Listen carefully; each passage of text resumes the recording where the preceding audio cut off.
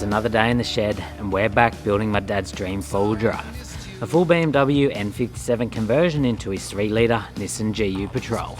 So far, Berto's ripped the factory driveline out of the Patrol, stripped down the BMW donor car and pulled the N57 diesel and 8-speed auto that'll power this build. Since then, he's been flat out refreshing the motor, mounting it into the GU, piecing everything together and bringing the build to life. And for the first time, we finally got the Patrol fired up. But we're not done yet. In this episode, Berto keeps pushing through the conversion, buttoning up all the final details while giving Dad's GU the birthday it deserves. With fresh suspension, a roof rack, new wheels and tyres and a heap more to get this thing one step closer to hitting the tracks. I can't get it into gear or nothing, because that turned off by itself too. Proudly supported by Opus, Ultimate 9, Superior Engineering, GME, Adventure Kings, Outback Tourer, and in part by... Right, so it's another day in the shed working on Gaz's N57 8-speed GU. So you may have all noticed we really like these front runner racks. This thing has like your generic, I don't know what brand, just base half safari type rack. And it's a bit outdated, it's a bit rusted, it looks gross. We're gonna give this whole car a bit of a freshen up. So the legends over at Front Runner have sent over this nice flat rack. So I'm gonna pull that one off and then I'm gonna build this one, put this on the car, maybe get Gary a nice new awning. First step is to get this crusty rack off.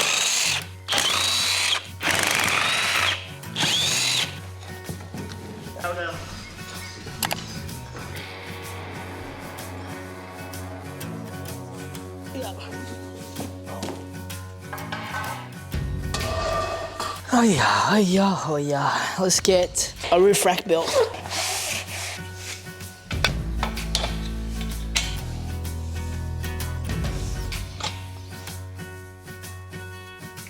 Right, so the next step we want to do is make sure it's square before we do up all them. So I've got tape measure and we're going to measure diagonal. If we get the same measurement, it's square.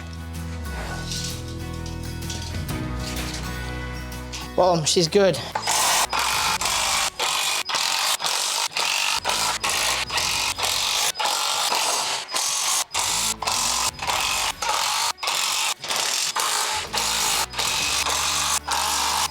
Chicky D, chicky do. Let's get all these tools ready to go.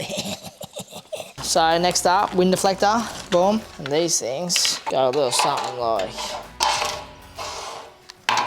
that. Which we also, a little fitting kit.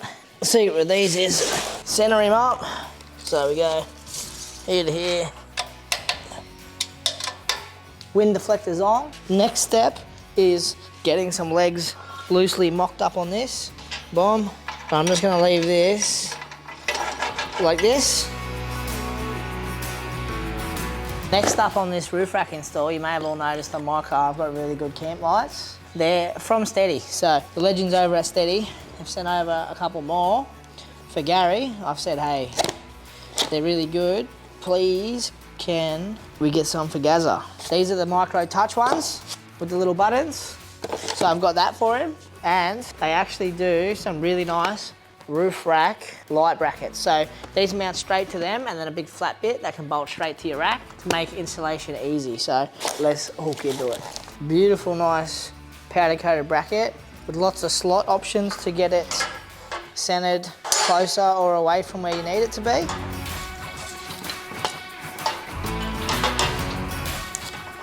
Alright, so it's another day in the shed. I finished building that roof rack yesterday. I just had to clean the roof and now I'm gonna get Tyler to help me put it straight onto the car.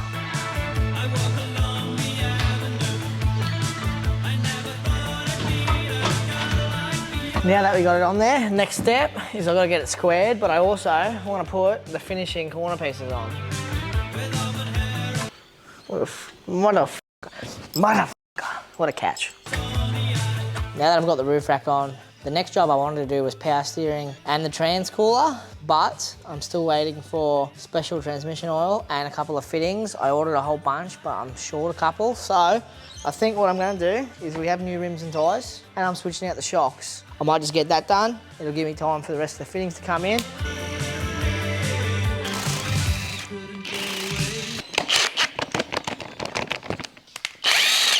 A little trick, if your wheel nuts get stuck in your socket when you undo them, something like a bit of Shift You Bastard, a bit of lube, will prevent that from sticking. Boom, straight out.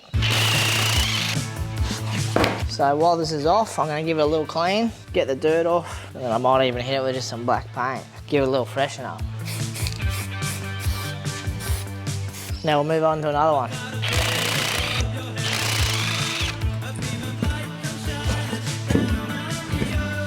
Next job up, I'm gonna rip in front and rear shocks.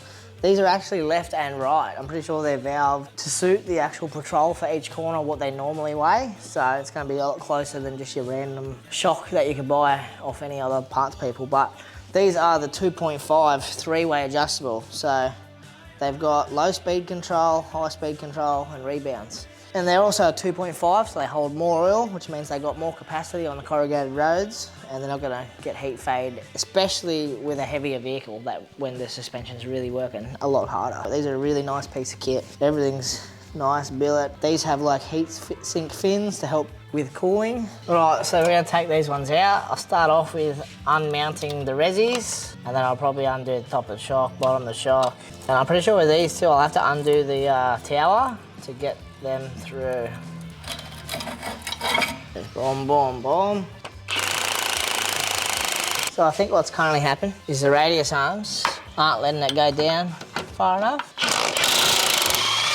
I've got to undo these anyway, but I think that's why it's bonding up, because my spring's fully disconnected.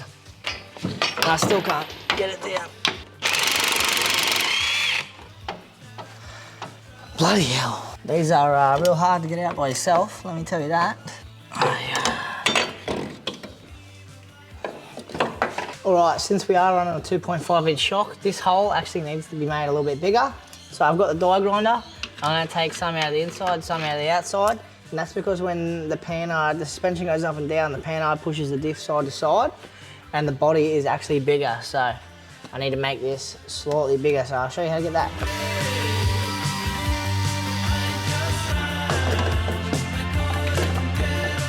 Alright, let's see if these fit with a standard tower.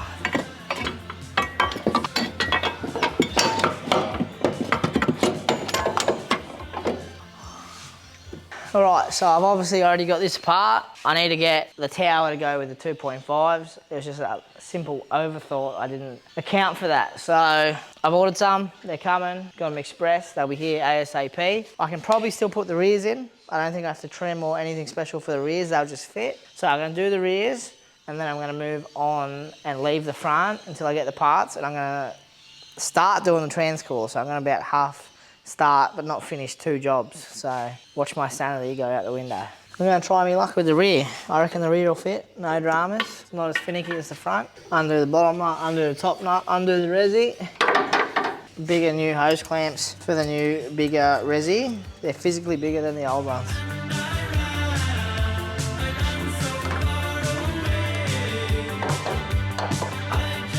So that looks like it fits to me. It's another day in the shed. Yesterday you seen me finish off putting these shocks in the back of the car, and I was waiting for some more parts. So I've had the delivery, Superior, and I have got the rest I need to finish the back, which is coil retainers, which as you've seen in the last episode, me and Tyler at Monkey Gum, one of the episodes, I needed these to keep my springs from falling out. So Gary's gonna be the same. We've got some long shocks for him. And then currently in the top, I've got a problem where they keep falling out of like their home. So I think most of you that actually know what products we use in a normal combination. We have the Superior dropout cone.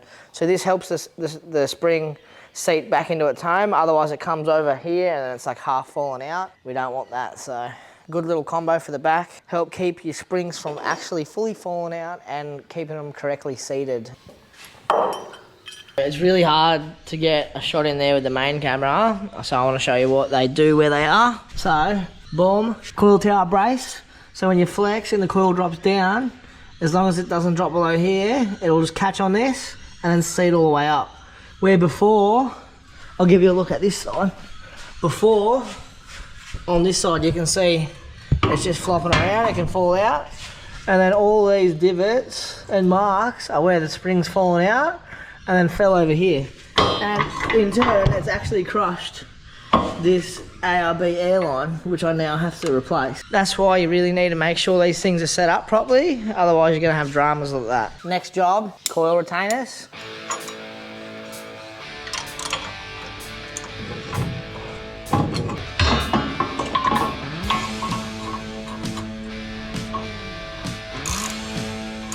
Next up, I'm going to be doing front and rear Panhards. I do have more. I've obviously got radius arms as well. So currently we're in the factory, we've got the factory style radius arms with caster corrected bushes. It's not the most ideal suspension and it actually limits how much flex you've got. It wasn't utilising the front shocks that we had in it. So I've opted, you know, let's get Gary the Superflex front radius arms. So these are sort of the best handling on the road other than just, you know, your straight hybrids, but still this one arm here allows the car to have much more flex than a factory radius arm setup. Let alone just the rear of these are the upgraded hybrid style. So these are like a 80 series style bush instead of the pin with the mushrooms, which is much, much better. And then I figured the only other sort of weak components we have on this car are factory Panhards, and they're weak and we go remote. So I thought it's silly not to have the heavy duty superior Panhards. First job up out of all of those, I'm going to continue with the rear. I'm going to change the rear Panhard. So this is as simple as there's a bolt at this end and there's a nut at this end that's on a stud. We're going to undo both of these, pull it off, and then we're going to need to get a wheel alignment to get it proper. But this is a factory one. I know we've gone up 2 or 3 inches, so I'm probably only going to extend it 10 mil on the rod, bigger than what this is, and then we'll go get a wheel alignment because that's going to set how far the wheel is off to each side of the car.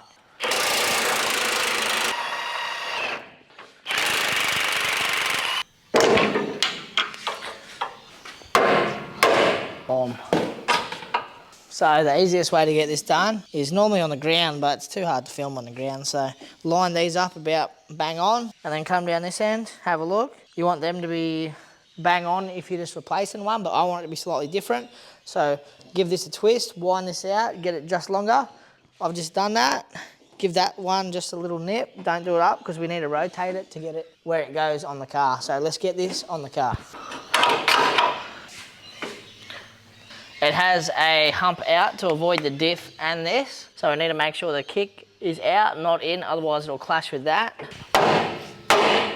Obviously when you pull the old one out, the diff moves over, sort of centralises itself. We need it to be sort of off central because we're at full droop right now.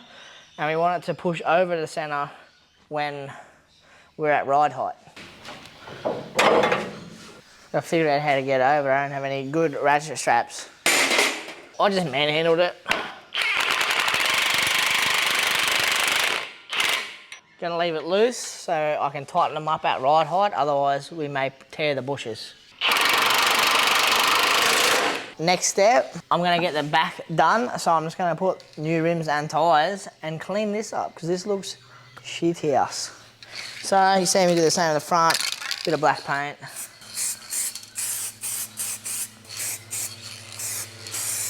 It should be illegal to put nice tyres on, rims and tyres, and leave them dirty. So if you do that, I wouldn't do that anymore. This is what we're putting on there. Same as what we had before because Gary likes black, and these are a very nice load rated rim. Non-beadlock, because Gary ain't about that. He doesn't want to be worrying about anything like that. He doesn't quite do the same stuff we do. Where these are really good and still let your air down. We haven't had one come off, but we've upgraded. So Gary has been on some old tyres and we have got a brand new set of Predator New Mutants, and these are just a full-size 33 by 12.5 by 17. He was on a 285 before, so we've given him that little bit of size increase and a super good mud tyre that we know works. It's been tried and tested. We've run it for a fair while now and they have not let us down. So let's get these on the back of the car. I don't think there's a cleaner wheel than an ROH Assault. I'm more of a polished person myself, so I like the plain ones, but if you want a non-beadlock, ROH Assault, mate. This is really the only option. I reckon Gary's going to be stoked with the new car. It's going to be a whole new thing. New engine, new gearbox, new rims, new tyres.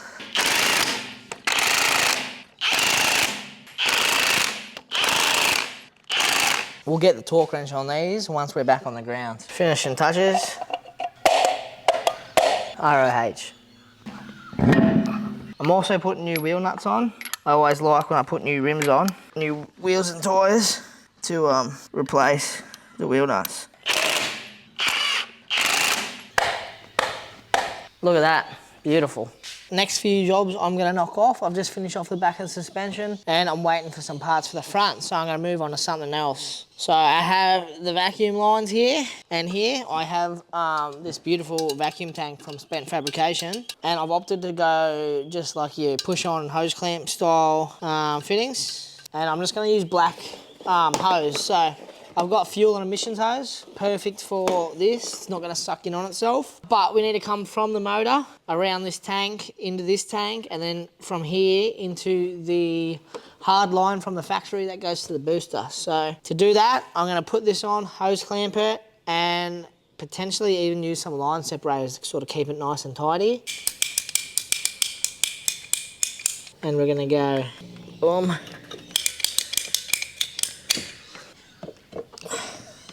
Alright, so it's pretty hard to give you a look at what I've done. I've made the vacuum ones, so have a look at this POV style. So we got vacuum out of the engine, comes into here, which, you know, it's a beautiful Raceworks one-way valve, comes around, comes along here, comes in, boom, clamped, then comes back out, clamped, line separators, you know the deal, and then straight into the factory. And I'm just over here doing this is going to be coolant return, overflow. So I've gone down through here, up here, need to put a clamp on it. Beep beep, bobbly bobbly beepity bobbly beepity rickety bobbly and chickety dobbly. Alright, so it's another day in the shed, banging out some work on Gaz's car. So I'm going to go up, I'm going to continue with the suspension. I finally got my shock towers. I actually only ordered them like just before the weekend and they're already here, so that's a win. Superior really got them out the door quick. So I'm going to put this up, get them in, and then I'm going to move on to radius arms, front Panhard. Alright, so for you that don't know and are new to the Patrol stuff, this is what I mean by extended towers. So actually this is about this much taller, but this one has the bolts built in, where this one just has nut and bolt. But the two main benefits of this is you can fit a bigger shock and get more up travel if they're taller. So you can buy different heights of these. They have all the way from 10 to like 55 mil increased size, which then, yeah, allows you to have a lot more up travel and actually fit just a bigger shock if you want more down travel without bottoming out and ruining the shock. So in my ute, I've got plus 10s. I've set it up perfectly. I think these ones are about a plus 35. It's going to be plenty for Gary, but the main benefit is these have a much bigger hole for the shock hose and body, where these ones, on a 2.5 you actually can't use these, on a 2.0 you can. But yeah, so for this setup, we need these, plus they just look bloody beautiful. There's obviously a left and a right. In here, the shock tower fits, but I won't be able to do it up, so I'm going to have to cut the inner guard so I can get to the top of the shock from the engine bay. Alright, so I need to cut down out here, so I'm going to get my safeties and I've got my air saw.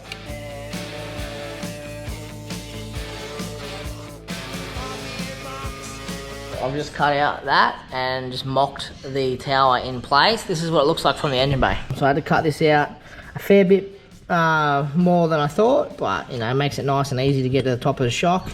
This was obviously mounted to it, which I'm gonna have to remake that mount that I did, which was this one, but that's okay. Gonna have to do the same for the other side, but I may as well get this side fully together and then we'll tackle that side when we get there. There's obviously a fuse box and brake master cylinder and all sorts over there, so this was definitely the easy side to start with.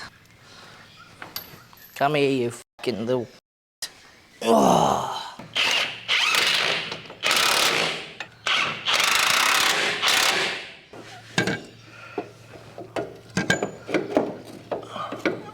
Maybe I gotta put that through and then do the tower up.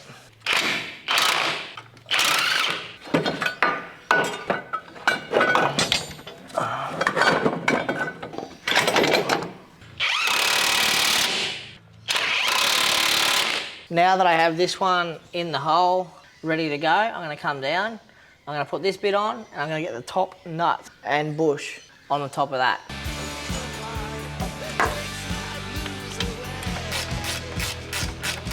The other benefits of these towers is that they are much thicker material, which in turn means they're much stronger.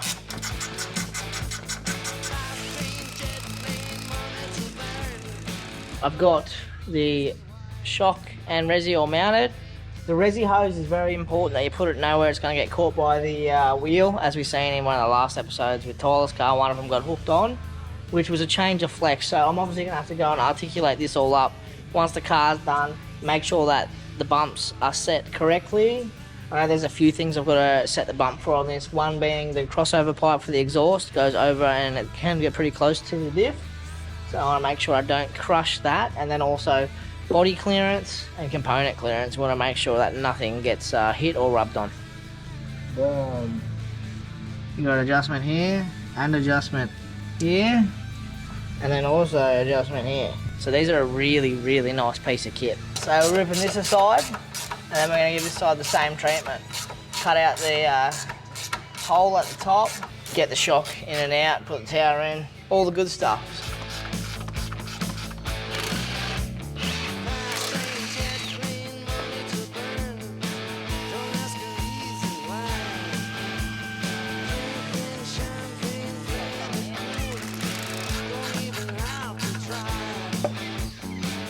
Yeah, we're talking, look at that. All right, next step up on this, now that I've got the shocks in, is we're gonna do the Panhard. Got the Panhard half off, but it's got heaps of pressure coming this way because the diff's so far that way. So I'm gonna put the wheels on, lower it down. I'll change the Panhard on the ground. It's probably gonna be easier anyway.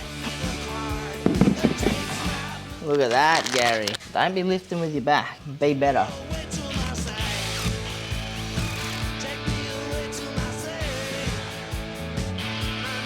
Wheels are on, I'm going to calm down, get the Panhard out, switch the Panhard, and then we're going to move over to radius arms.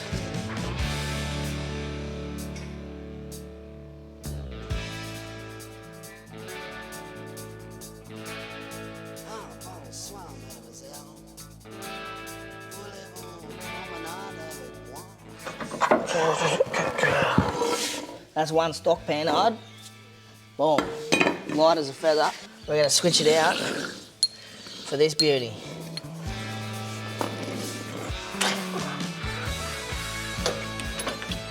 Panhard's in, shocks are in. Next up, I'm going to do the radius arm. So we don't have a 4-poster. I'm going to have to do it down on the ground. It's going to be pretty hard to film, but I've got my assistant Tyler here to help me.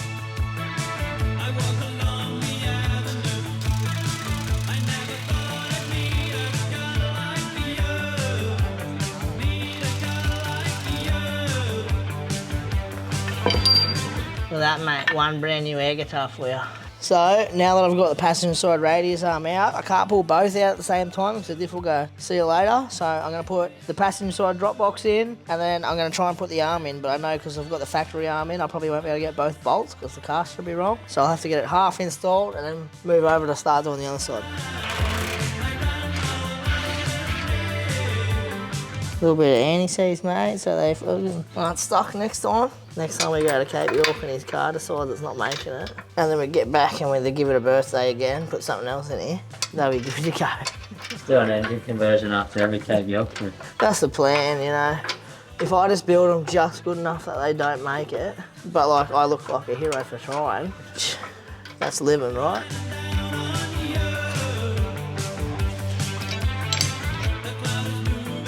Superior upside down, that's the trick in it. So when you roll, it's the right way up.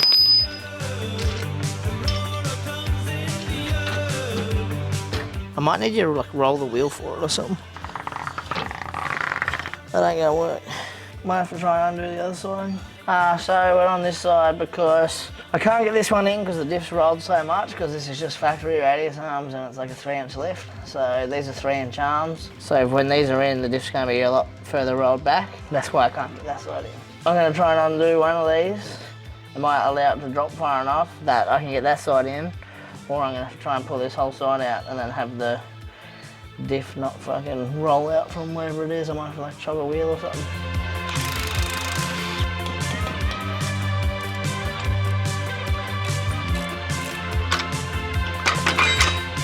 Just remove that.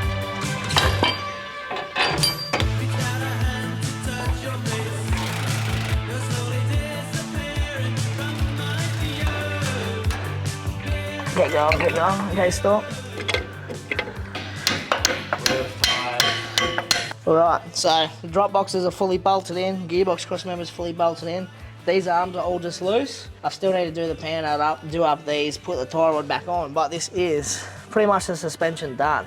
So, Superflex radius arms, new 2.5 superior shocks, mate, Gary, you ain't gonna know yourself. But it looks 10 times better under here too. Now that I've got all the suspension and radius arms in, I've actually taken the front springs out. As you can see, 1, 2, because I wanted to see what the bump stops were going to be. And there's a few factors, which is wheel clearance to guards, and then diff clearance to sump, but also diff clearance, diff clearance to exhaust crossover. So since this is an N57, the exhaust is on the driver's side. Most patrols are, every factory patrol is passenger side. But let me give you a look at this. So that is the gap between the bump and the pad, just there. I measured it, it's 90 mil. And that gives us, like, if it goes any higher, crossover gets squashed. So I think 90 mil is about what you need that minimum to be. And you might say, why don't you put the crossover further back? You can't, because that's where a tail shaft goes. So that's where that is. I'm now gonna measure the ground to guard, which is ground here to guard there. Get the measurement. And I'm going to put the springs back in and see what the ground to guard measurement is at ride height without the bumper and everything on, because I don't have it on. But I'm just going to get a rough idea of how much down travel we can have in a straight line. So when we articulate and flex, they'll still go up in the guard, but it'll prevent it from hitting that. Because as this goes up and goes further up, the other one goes down, which in turn makes the diff go away from the exhaust. So that's what I'm up to now. It's another day in the shed. Gary's BMW engine swapped GU. Suspension's done.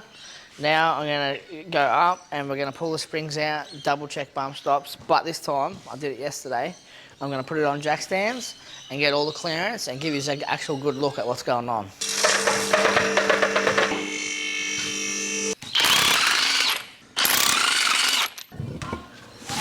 Next step, pull the springs out. I've got jack stands here, which I'm going to line up when I go down.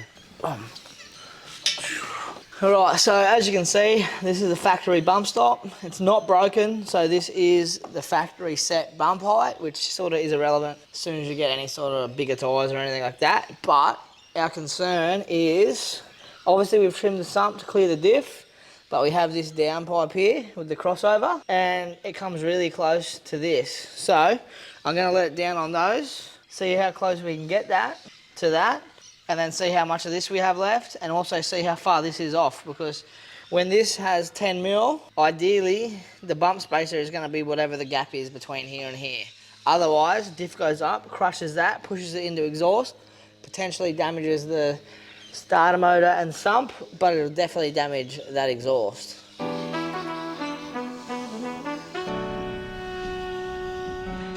So just there, that gives us about this much clearance. Funny enough, I've got some bump extensions for Tyler's car. So these are custom made by my mates down in Taree, the Marto boys. So this is 100 mil. I'm gonna put it in there, see if I can compress it down, if it has enough clearance once it's got all the weight on it. And I'm just gonna do both sides so it compresses evenly and doesn't articulate. As we all seen just then, this bump is very compressed. So that's the same that's gonna happen when we're away.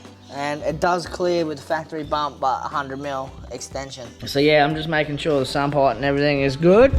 And as we can see, you know, the sump's got plenty of clearance, but the crossover pipe over here, boom, look at that, it's close. And that is factory bump to that, and it's not broken. So these normally break off, then it's even shorter, but this also compresses a small amount. So really that's nearly, you know, 10 centimeters that I need to extend that to stop that from getting crushed. now that we've figured out the bumps, put the springs back in, put the wheels back on, I'll order some extensions off the lads and we'll get this thing all set up. All right, now that we've got that sorted, next job up is trans cooler and trans lines. So I'm gonna go up and we've got a couple of special bits and pieces from Fusion which adapt from the normal lines to AN lines, and then we can come all the way up to the coolers in the front, make some lines, hopefully all works out nice and easy. All right, so first thing I'm going to do for the transcooler lines, so I'm making transcooler lines and filling up with oil. I'm going to service this. So this whole pan is the oil filter for the transmission. So I've got a new one. Even though this is empty, and I've drained it twice now, it's not going to be empty. It's still going to have some sort of fluid in it.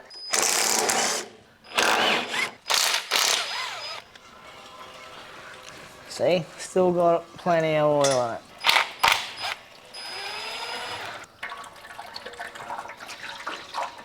So that's the auto pan and filter all off. It seals in here. You gotta make sure that there's no O-ring stuck in there for when the new one goes in. We're gonna clean up this whole surface. And then obviously this is just gonna be rubbish, and I've got a new one on the bench. I will bring that over, have a look, see if there's any instructions, gives me torque settings or anything, and we'll get this thing back together. New filter pan, new filter, all in one. Got the instructions out of the service kit. It says all screws are 10 Newton meters plus one, so they're not very tight at all. But they also give you an order between 1 to, like, you know, all the bolts, they go in a very specific order. Let's get this thing poked up. All the surfaces are clean. Pop that, that's the O-ring going in. Get some holes lined up, some bolts started, and then we'll look at the sequence and get them done up. You see that, mate? Don't you f***ing fall down, you little f***ing beep, beep, beep, beep, beep, beep. Mate, I'm about to go off. So now that I've got the pan on, I've got no fluid in it because I haven't got trans lines made. So next job up, we'll be making the trans lines. I've got this nice little transmission adapters. So this bolts up where the factory outlets are, which is normally a plastic fitting with a plastic hose. So we're going to convert to AN. So this is a nice hold down bracket and some nice double O-ringed AN adapters that fit into the gearbox to allow us to go straight to fancy AN fittings. So we've got the hold down. We have the adapters. So these come with all the O-rings and everything you need. Put them on, get them installed. Boom, just like that. They push into the gearbox and then that plate holds them in. So lovely piece of kit. You won't be able to see because there's an exhaust in the way, but push in to where the factory lines come out. It's a nice firm fit, which is good. You don't want them to be loose or sloppy. So they are in. Now we will grab this, which goes, you can see the recessed bolt hole goes out. Very beautiful.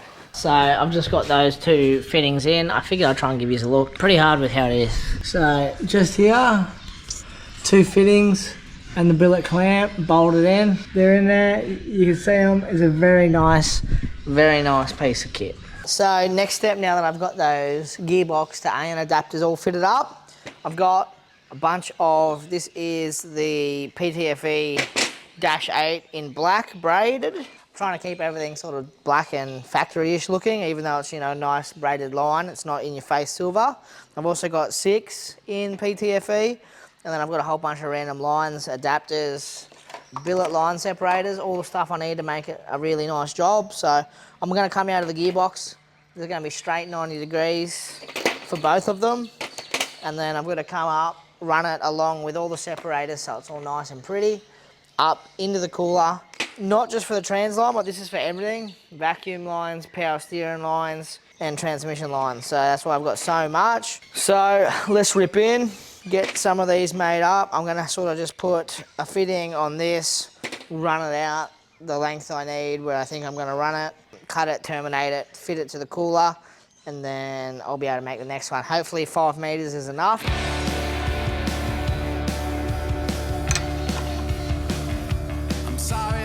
I'm gonna take this over to the car now, get it done up on the car, run it out to the length I need, and then I'll cut it, probably pull it back off the car, and put another end on it.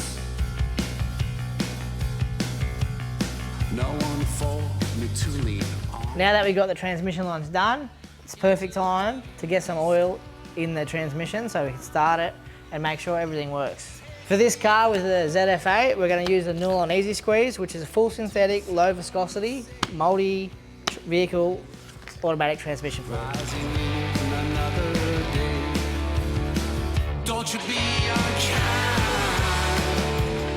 I've got some in the vehicle, it started spitting out. These automatic transmissions, you sort of have to turn them on, let the automatic transmission pump all the oil around all the stuff, and then put more in. It won't let me put more in until I've done that, so let's get the vehicle down, started, and then I'll put it back up and we'll top it up.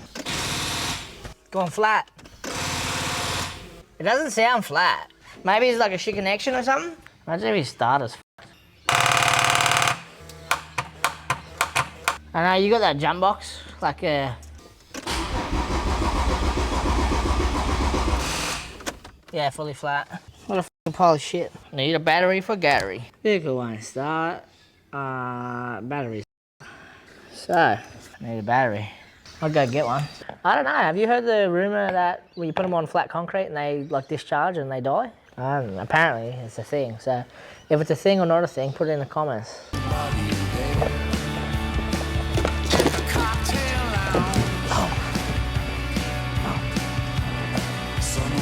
New batteries in, we'll try again.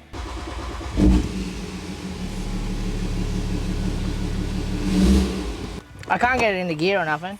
I'm gonna try this scanner on it, see what it says. Because that turned off by itself too. So, it was on, but then it also turned off, and before it turned off, I was trying to take it out of park to get it into gear, to get stuff pumping around, and it wouldn't. So, I've got this plugged into the loom that we got from Fusion Fab, the OBD plug, because there's that one and a factory one, and I'm going to see what it says. Hopefully this talks to fancy European thing. It's like it's not talking to it.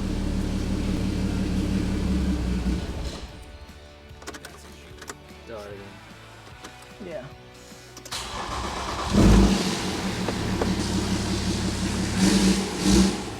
It keeps doing the thing where it's turning off, and the little can gear stick selector, which also has trans temp on it, is reading 0 trans temp and not a single position. So that's sort of, from what I've had to do with, you know, your 80 and that, it's got no CAN communication, because I can't even talk to it with a scan tool.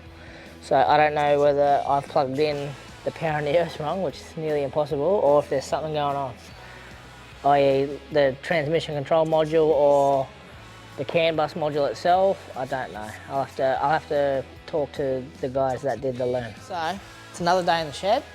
We are trying to diagnose this after our little problems yesterday afternoon. I've gone and got a proper scan tool off Benny at Just Lubes. Not just our little one, because sometimes these fancy Euro stuff doesn't talk to the little ones. This one definitely does talk to the Euro stuff, but I'm still having problems talking to it. So I've checked out the gearbox. I've got power, constant power, ground, and there is something coming from CAN and high, but I can't test it properly with what we have here. But this is telling me that it is failed to talk to the CAN situation, which would make sense with that little screen not having any readings and the car turning off because it's in limp mode, because it just doesn't know.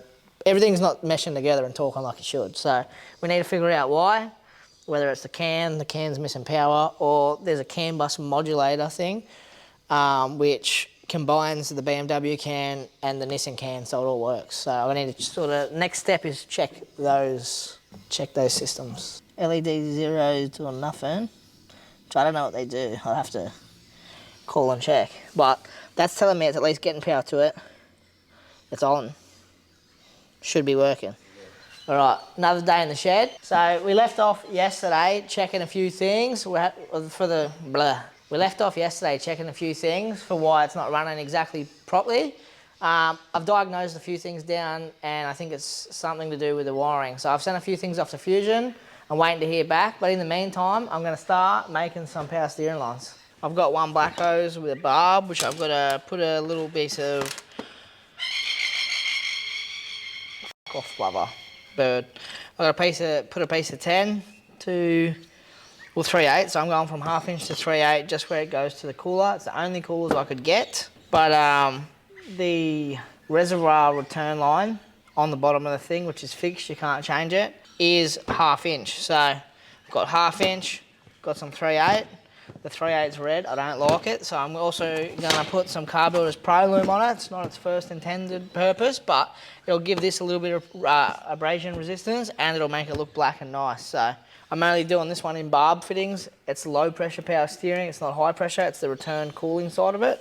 So barb, hose, just like this. Push him on, clamp him up, and then this on the other end.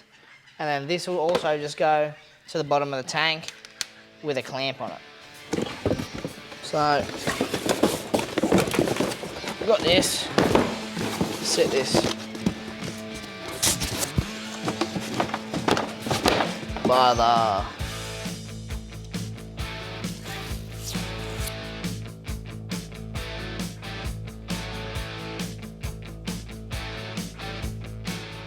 first piece done. Fits up there nice. You know, we don't have a big red hose hanging up here, which is good. Now I'm gonna get my other 90 barb and go down to the hard line on the chassis rail. Now that I have the power steering lines hooked up, I'm going to add some power steering fluid. Beep, beep, beep, beep, beep, beep, beep, beep, beep, beep, beep. Now the power steering's done. There's not too much more to do other than wait for the Fabby, wait for Ash, and I need to make the exhaust join up. So let's make that. I've got the old exhaust, I've got a new flange that matches his. Right, so this is the old exhaust, and we are gonna get it cut roughly where I think we can use the last usable bit. I'm gonna try and get it cut straight on the angle so it's easy to button weld them up. I don't have an expander.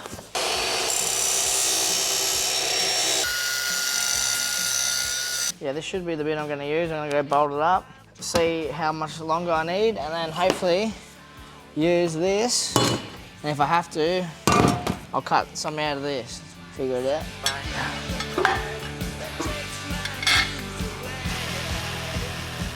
Got that piece in, I need to see what I need to join the next piece. All right, so I don't exactly have the right pieces, but out of that piece, I got two of these. So I'm gonna poke this one up in the new flange and then get the tape measure. I'm gonna measure old one to that one. It's like 1050.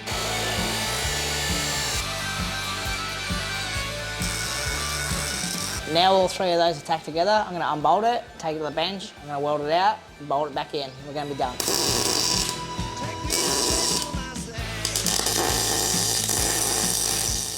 So another day in the shed. We're sorting out this wiring issue.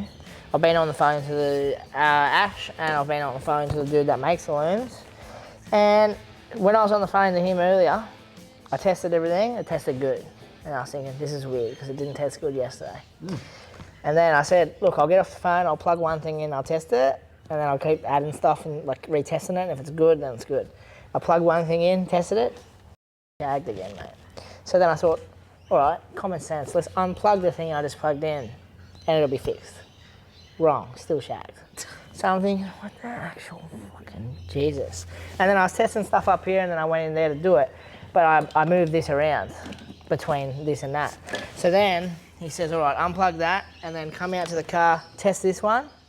And I test it, still says 0, and then he says, all right, wiggle around this connector. Let's like see if you can do anything if it plays with it. Boom, works, doesn't work, works, doesn't work. There's a little resistor right here in the cam line. That fella must be faulty because it's a short circuit, so there's technically no wires touching unless this thing's failed internally. So what we're thinking is it's that thing. He said you can cut that, it'll still work without it, but worst case you can just get another resistor, solder it in, should be problem solved. That's what we found with this, but now I need to cut that, recheck it, put it, everything back in, plug everything back in, see if it runs. So it's going to take a little while of fiddling. We'll check back in when we're starting the car up and hopefully it works this time. Yeah, that's right. There's a bit of an unfortunate stuff around over one small faulty part, which is no one's fault. It's crazy because that part is like 15 cents. Just threw us out for like 2 days. It's just cost Tyler my day's wage for, I don't know, 9 hours. Probably 9 hours. Which, Tyler's pretty broke after that. And then, like, obviously, I was over there doing something else, but now I'm going to have to finish the afternoon on this, boom, I'll come back to you. So I've taken that resistor out, I've plugged everything back in, transmission, ECU shifter. Now the shifter's telling me I'm in park. Let's see if it starts.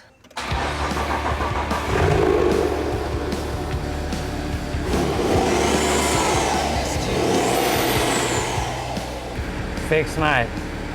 It's magic. Headache solved. 15 cents. 2 days later. Here we are. That's good news, but it's good news, we're back on track. Yeah, bloody earth. Happy day. So it's a Friday arvo. You're just gonna button a couple of things up and Button a couple of things up, mate. I'm leaving this place a shithole. I'm out of here. Right now you're out of I'm here. gonna pack some stuff away and I'm gonna go home. So tomorrow, this weekend, we got Liam coming over to make some. What's he BMW making? Customs, mate. He's gonna come make radiator, upper hose, intake pipe, and intercooler pipes, hopefully. And then we're literally gonna be ready to rumble. Beautiful. So I'll come in the shed tomorrow and see if I can get a bit of footage of Liam making a few pipes for us. Yeah, good luck.